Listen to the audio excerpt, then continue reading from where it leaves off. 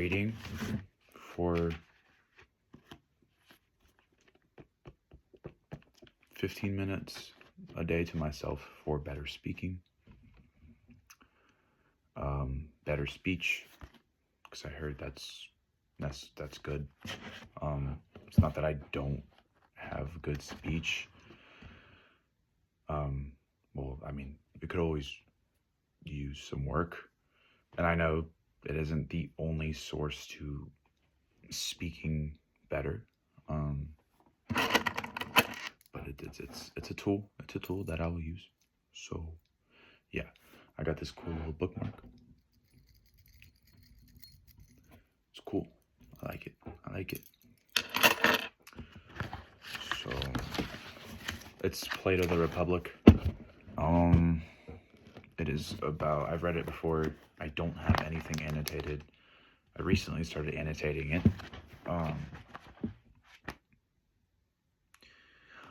But I wanted to reread it because it's one of my favorite books, and I don't know why I've only read it once, and now I'm deciding to reread it. Probably because I'm really into enlightenment philosophy. I like to read about that a lot, but this is a different kind of philosophy. Just basically debating. So characters in the dialogue, we have Glycion, Socrates, the narrator, Admetus, elder brothers of Plato, Pulcherus. I also like to say that I know a lot of what these words mean. I also just don't know how to say it, and it's practicing on my English. So yeah, I just need to throw that in there. Like, I'm not stupid. I just can't pronounce them correctly. But these are also just Greek, Roman names. I can't believe I don't know. Athen? I don't know. I kind of feel dumb. Alright. Pulcherus, a resident in Pulerius. Cephalus, Trimechorus, and Chalcedon. Ulysses and Euthydemus. I'm just not saying those correctly. And we have Charmantides. Alright, anyways. The prelude introduction, part 1. Socrates starts off by saying, I went down yesterday to the Piraeus with Glycion, son of Ariston. I wanted to say a prayer to the goddess and also to see what they would make of the festival, as this was the first time they were holding it. I must say that I thought the local contribution to the process was splendid. Through the Thracian contingent seemed to show up just as well. We just said our prayers and seen the show, and were on our way back to town when Pulcherus, son of Cephalus, noticed us in the distance making our way home, and sent his slave running on ahead to tell us to wait for him. The slave caught a hold of my coat from behind and said, Pulcherus says you are to wait. I turned and asked where his master was. He's coming along behind you, he said. Do wait, we will, said Glycion. And soon after, Pulcherus came up with him, and with him were Ametrius, Glycion's brother, Niceritus, son of Nicias, and others who had apparently been in the procession. Am I reading that right? Procession.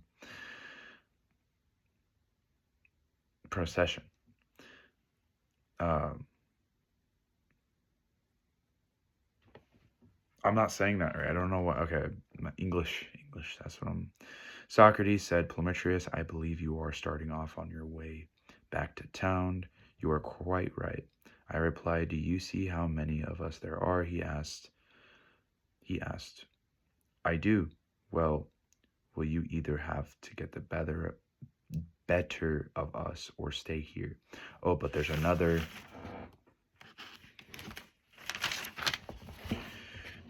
alternative, said I.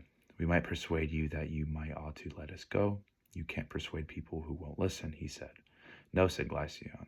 You certainly can't. Well, you can assume we shan't listen.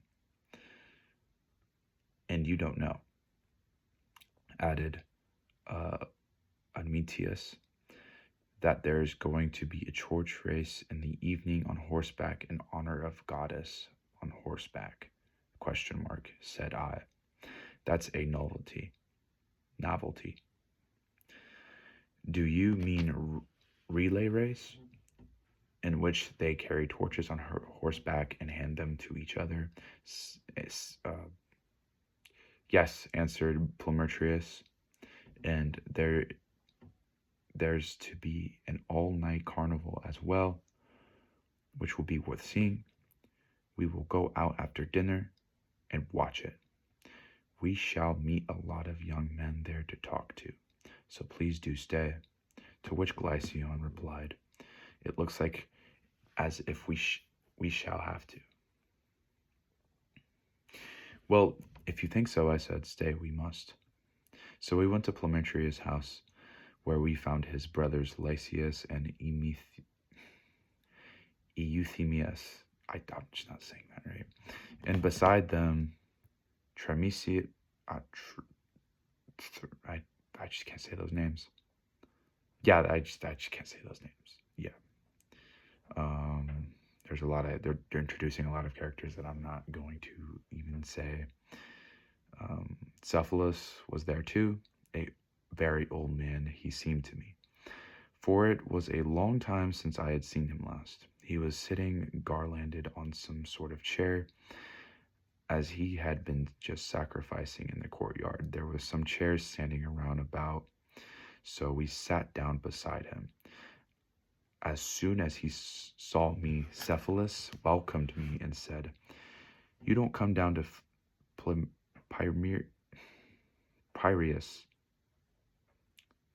Piraeus to see us, Socrates, as often as you should. If I were still strong enough to make the journey to town easily, there would be no reason for you to come here. I would visit you as it is. You ought to come more frequently. For myself, that I find that as old age blunts one's enjoyment of physical pleasures, one's desires for rational conversation and one's enjoyment of it increase correspondingly. So don't refuse me, but come and talk to the young men here and visit us as we were old friends. As if we were old friends. As a matter of fact, Cephalus said, I enjoy talking to old men, for they have gone before us, as it is on a road that we too may have to tread. And it seems to me that we should find out from them what it is like, and whether it is rough and difficult or broad and easy.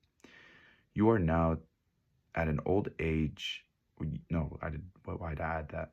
You are now at an age where you are, as poets say, about to cross the threshold. And I would like to find out how it strikes you, and how it strikes you, and what you have to tell us. Is it a difficult time of life or not?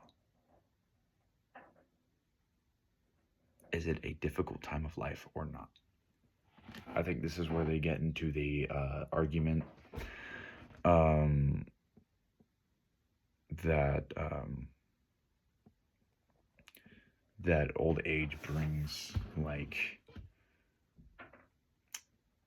a lot of pain, and it's not enjoyable. So Socrates is the wrong person to debate with. Actually, a matter of fact, I think I found out the other day that Socrates, is it Plato or Socrates?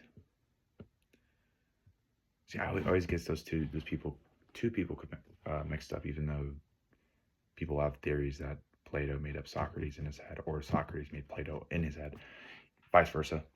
Um, I think that's how that goes. Anyways, I think Socrates didn't like to debate. He liked to have ideas agreed upon. Like, I don't remember how it went, but yeah, it's basically, to sum it up, he didn't like debating. He just liked ideas to be agreed upon from both parties, you know?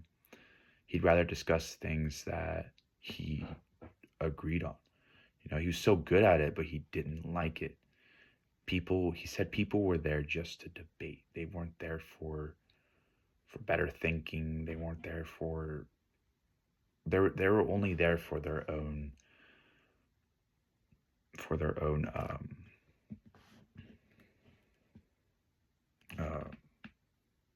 I can't think of the word. I can't think of it. Anyways, I'm fucking brain dead right now. I'll certainly tell you how it strikes me, Socrates, he said. For some of us old men often meet together like preverbal birds of a feather, and we do meet. Most of them are full of woes. They hanker for the pleasures of their youth, remembering how they used to make love and drink and go to parties and the like, and thinking it was a deprivation that they couldn't do so anymore. Life was good then, they think, whereas now they can hardly be said to live at all. And this is where Socrates, I think. No, this is where. Is he arguing with Cephalus? I think he's arguing with Cephalus. Or is this Socrates talking right now? No, Socrates. Wait. I don't know. I'm just going to keep going. And some of them grumble that their families show no respect for their age and proceed to harp on miseries of old age brings. To harp on the miseries old age brings. But in my opinion, Socrates, they are putting the blame in the wrong place. For if old age were to blame, my experience would be the same as theirs, and so that all the other old men. But in fact, I have met many whose feelings are different. For example, I was once present when someone was asking the poet Sophocles about sex and whether he was still able to make love to a woman, to which he replied, "Don't talk about that. I am glad to have left it behind me and escaped the fierce and frenzied master." A good reply, I thought then, and still do. For at old age you become quite free of feeling in this sort, and they leave you in peace. And when your desires lose their intensity and relax, you get what Sophocles. I'm not even saying that right. I'm gonna say Sophocles was talking about, a release from a lot of mad masters. And in all this, and in lack of respect their families show them, there is one thing to blame, and that is not their old age, Socrates, but in their character. For if men are sensible and good temper, old age is easy enough to bear. If not, youth is as well as a burden. I was delighted by what he said and tried to lead him on by saying more to say more by replying, "I'm afraid that most people don't agree with what you said, Cephalus, but think that you carry your years lightly, not because of your character, but because of your wealth. For they say that the rich may have many constellations." Of course they don't agree with me, he said. And there's something in what they say, though not as much as they think. The story about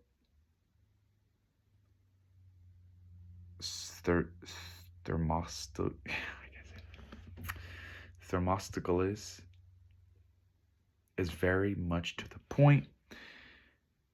A Cyprian was abusing him and saying that his reputation was due to his personal merits, but not to his personal merits, but to his being an Athenian. And Themo answered, I'm not saying that. "I certainly should not been famous if I had been a Cyprian, but nor would you if you had been an Athenian. The same remark applies to those who are not rich and find old age a burden. A good man may not find old age easy to bear if he's poor, but a bad man won't be at peace with himself even if he's rich." That was a good one. A good man may not find old easy to bear.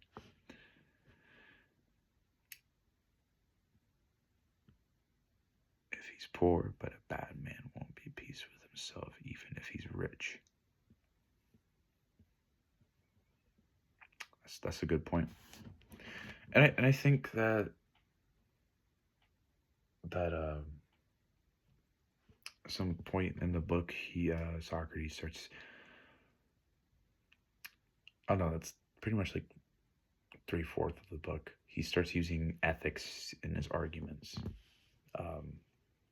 which you'll see if you read yourself. I think it's quite literally clever. Like it's really clever. "Did you inherit most of your fortune?" I asked Cephalus, "or did you make it yourself?" "Did I make my fortune, Socrates? He said. "As a businessman, I rank somewhere between my grandfather and my father. For my grandfather, after who I am named, inherited about as much as I now have, and multiplied it several times over, while my father, Lucanius, reduced it to less than what it is now. For myself, I shall be pleased enough if I leave these boys of mine a little more than I inherited." "The reason I ask," I said, "was that you did not seem to be fond over money. And this is the way in general with those who have not made it themselves, while those who have are twice as fond of it as anyone else. Just as poets are fond of their own poems and fathers of their children, so moneymakers become devoted to money, not because, like other people, they find it useful, but because of their own creation. So they are tiresome company, as they have good word for nothing but money."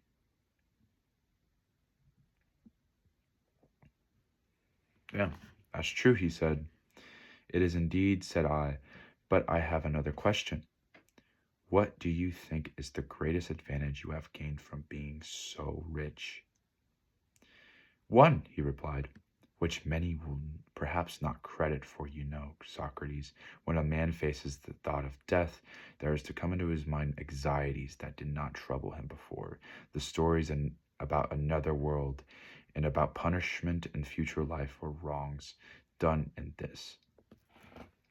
At which he once used to laugh, he began to torment his mind with the fear that may be true, and either because of the weakness of old age, or because as he approaches the other world, he has some clear perception of it.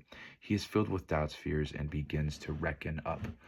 And if there is no one he has wronged, the man who finds that in the course of his life has done a lot of wrong often wakes up at night in terror like a child with a nightmare.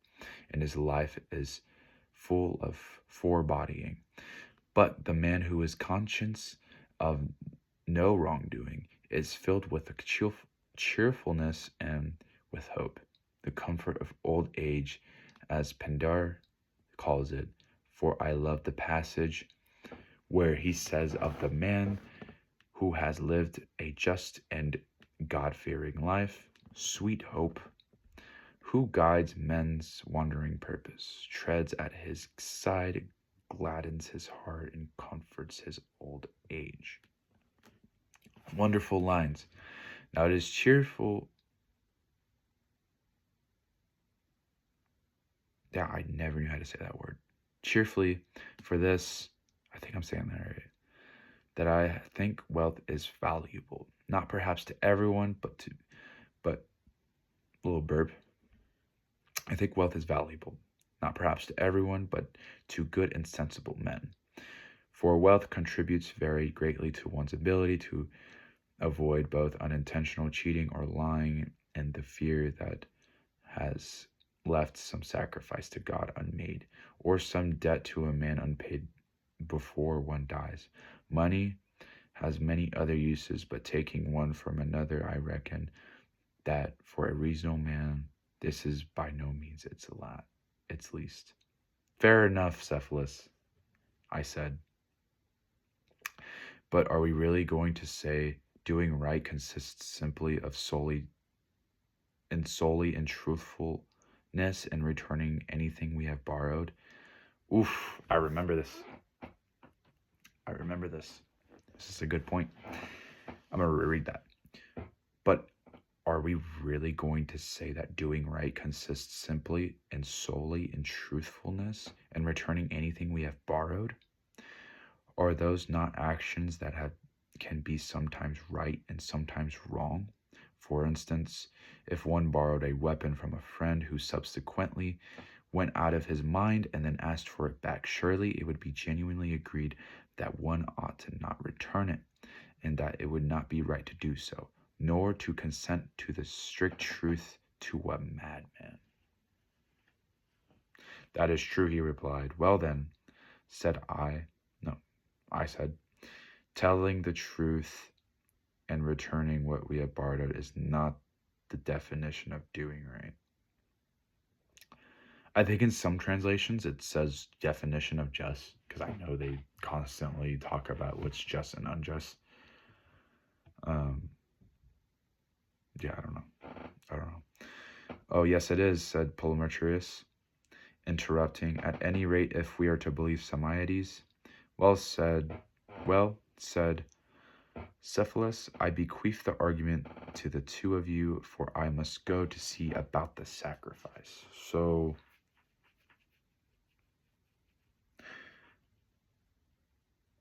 Cephalus leaves the conversation, I believe. While I take from you, asked Polymetrius. You do, said Cephalus with a smile, and left for his sacrifice. Damn, he aura farmed on him. He fucking smiled and left. Polymetrius takes up the argument and maintains that justice is giving a man his due. Socrates draws a series of unacceptable conclusions in order to demonstrate the inadequacy of this conventional view. All right.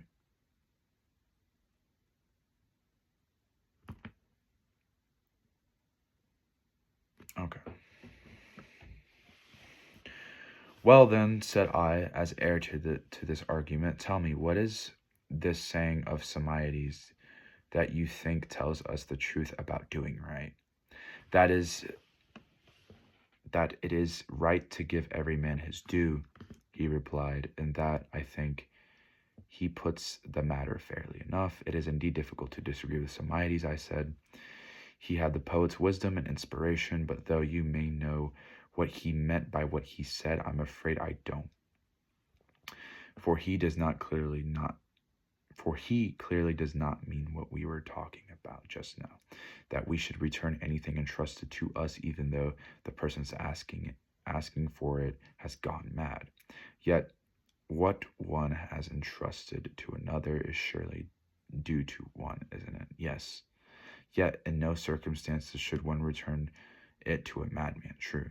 So, Simonides must mean something different from this when he says that it is right to give every man his due. He certainly must, he replied, for his thought is that one friend owes it as a due to another. Did I read that right? For his thought is that one friend owes it as a due to another to do him good, not harm.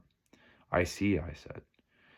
Then, as between two friends, one is giving the other his due, when he returns a sum of money the other has entrusted to him, if the return is going to cause harm, is this what Simonides means?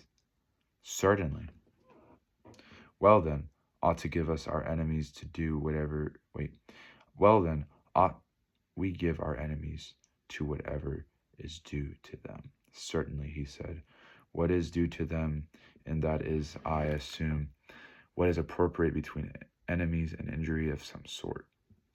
It looks, said I, as if Simonides was talking about what is right with a poet's ambiguity. Am I saying that right? Ambiguity.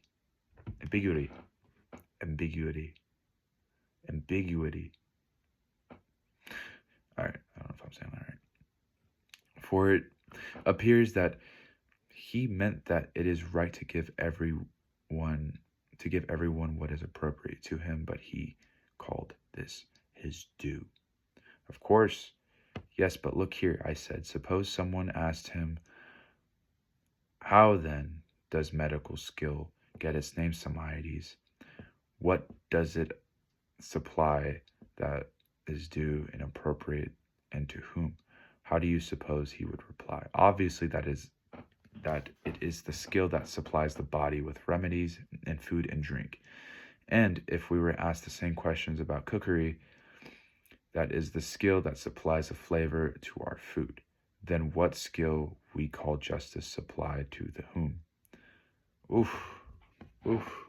If we are consistent, Socrates, it must be the skill that enables us to help and injure one's friends and enemies. So Simonides says that justice is befit one's friend and harm one's enemy.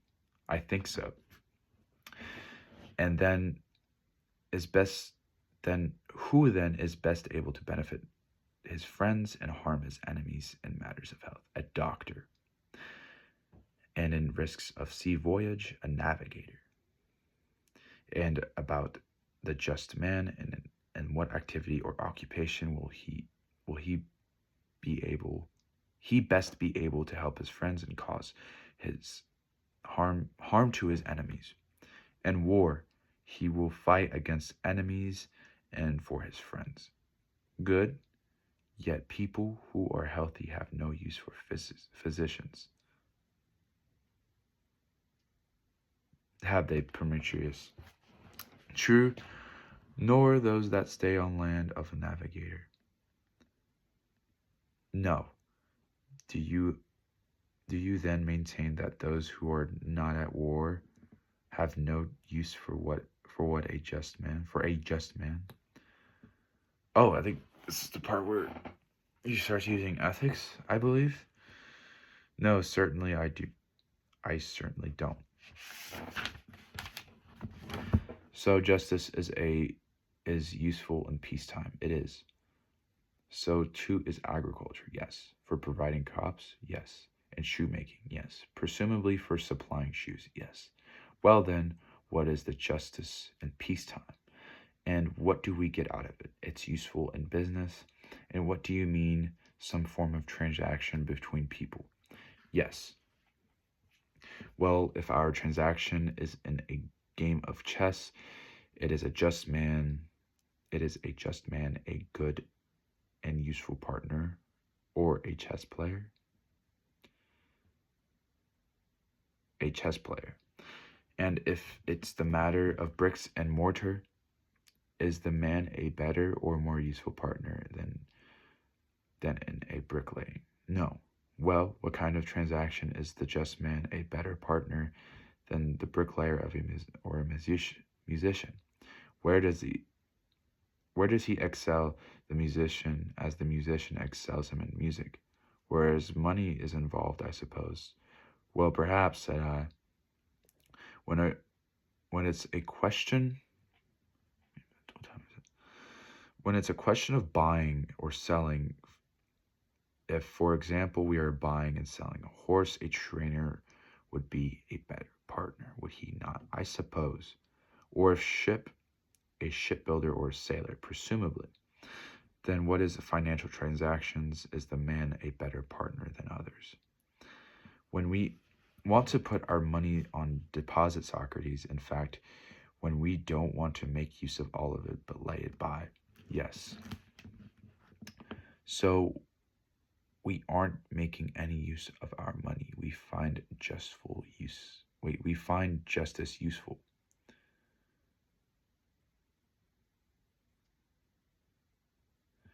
It looks rather like it.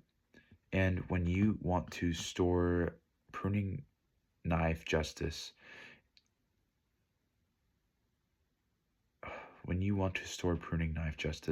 is useful both to the community and to the individual, but you want to use it, then you want to return the vine dresser, apparently.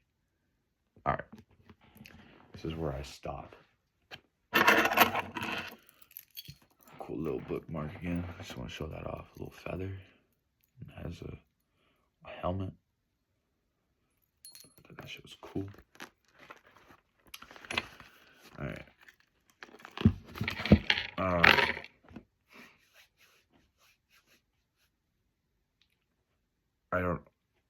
I don't know what I just read. I'm just kidding. I do know what I read. I just can't think right now. Yeah. Definitely will be reading more of this. So what is just versus unjust? One of the things that I like they brought up in this book, if I can remember correctly, it was about what makes a kid sneaky, or it was something like that. And they brought up, strict parents make sneaky kids, or something like that. And one of them tried to debate that no, it does not make sneaky kids. And Socrates basically, I don't remember, but I'm gonna give an example. Like, if my mom is constantly smoking around me and, not smoking around me, but not exposing me to cigarettes or telling me about it, or if I'm locked inside of a house 24/7 and I don't know about the real world, I'm going to be curious by nature. So therefore, I'm going to go out there and try to explore, and we're curious about the things we don't know. So yeah, just gonna end that there.